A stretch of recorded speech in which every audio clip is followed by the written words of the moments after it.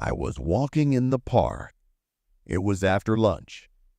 The sun was peeking out from behind the clouds that had gathered near it. The weather was very warm, and my mood was great because I love to walk in such conditions.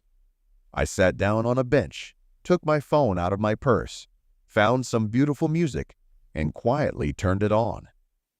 I felt completely relaxed. I watched the people going about their business, the cars passing nearby the park. But my peace quickly ended. All of a sudden, the rain started pouring down like a bucket. I jumped up from the bench, not wanting to ruin my new dress, which I wore for only the second time today. I didn't have an umbrella. How was I supposed to know it was going to rain? I quickly put my phone in my purse and hurried to the nearest bus stop to find shelter.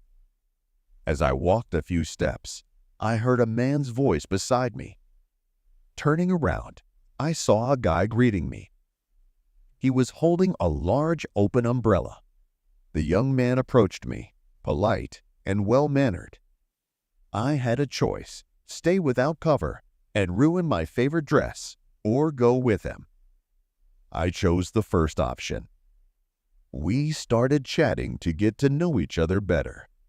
The guy said he lived nearby and invited me over to his place. I am a young girl and currently single, so I agreed. We drove up to Andre's house, which is how my savior with the umbrella introduced himself. We stopped at a door marked with the number 66. Andres opened the door and we entered his apartment. It was very clean and cozy. He immediately said, "You need to take off your wet clothes. I'll figure something out." He went into the next room and returned a minute later with a large towel and clothes. "Take off your dress and go to the bathroom," he said. "I found some dry clothes for you." He held them out to me, and I obediently headed into the bathroom. After lounging in the warm water for a while, I felt wonderfully warmed. When I came out, I was surprised to find my dress completely dry, and a mug of hot tea and a plate of my favorite cookies waiting for me on the table. Finishing my tea, I thanked him for everything and said, "I've already spent too much time here. I should go home." Andres replied, "It's a shame that all good things always end so quickly. Just promise me that we'll meet again." "Of course we will," I reply. With those words, I headed for the door. Andres walked me out and asked for my phone number. I was happy. I walked out of Andres' place, crossed the street, caught a cab, and went home.